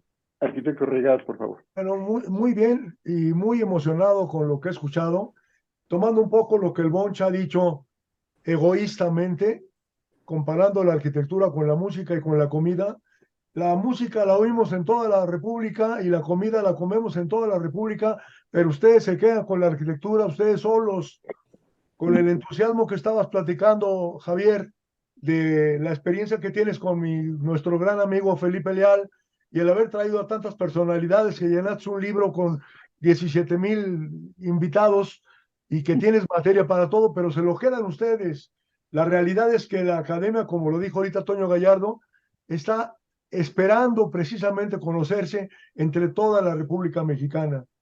La realidad, yo le agradezco mucho a Augusto que haya aceptado esta invitación, y sobre todo como presidente del capítulo Mérida, el capítulo Yucatán en este caso, pues que nos permita seguir contando con ustedes y sobre todo contigo, Augusto, en el Consejo de Méritos. La frase de Roberto que dijo que enseñando se aprende más es totalmente real, es real. Ese paisaje que nos dio Elvia de la arquitectura y la experiencia de Jorge Carlos y de la unidad y de trabajar en equipo. El Bunch también habló de ese cliente que en alguna ocasión pidió que fuera el trabajo de conjunto más importante que de cualquiera de los participantes del equipo. Eso quiere decir mucho, porque México necesita en este momento trabajar en equipo. Los individuales están realmente quedando a un lado y al margen de lo demás. Entonces, yo les doy las gracias, Elvia, Roberto, Jorge Carlos, Augusto y Bunch, por estar con nosotros, y me comprometo, me pongo de acuerdo y vale la pena decirlo, instruyo a Toño Gallardo para que la primera o la segunda semana de enero tengamos otra plática y que hablemos de la arquitectura yucateca con otros arquitectos, otras arquitectas, para que lo podamos difundir a nivel nacional. Muchas gracias, muy interesante la plática, y sobre todo con mucha pasión del Bunch, de Jorge Carlos, de Roberto, desde luego de Elvia, y tú ya, Augusto, que por fin encontraste o encontramos en ti que sí vas a participar en la academia. A seguir participando. Muchas gracias a todos. Encantado, gracias. Muy amable, Gracias a todos. Agradezco a todos los académicos de Mérida, igual les agradezco mucho su participación. buenísimo, buenísimo. Cada uno Más, en su más, mejor, de en su 40, mejor más de papel. 40, más de 40 académicos de mérito, Mérida, ¿no? Como 36 académicos de Mérida. Y Bueno, también hubo entonces, seguimiento en Facebook y luego ven las grabaciones. Eso es importante, difúndanlo. Oye, y lástima, no les podemos invitar, todos pues vamos a ir a cenar nosotros, ¿ok? Ok, sale pues. Oír música. Nos debes Muchas gracias. con una, Muchas gracias. con una Gracias. Montejo o Un abrazo, con maestro. una León Cuídense Negra. mucho. Gracias, Toño. Buenas Gracias, noches Pepe. a todos. Gracias. Gracias. Pepe, Un abrazo, Toño, maestro muchas Quijano. gracias. Coño, Muchas Pepe. gracias. Silvia, Fernando, Jorge Carlos, gusto en Ignacio. verlos. Mucho gusto. Bien, Toño. Que también, ¿no? Igual. Gracias. Gracias por estar Bye. acá. A todo el auditorio también, muy amables. Claro. Gracias.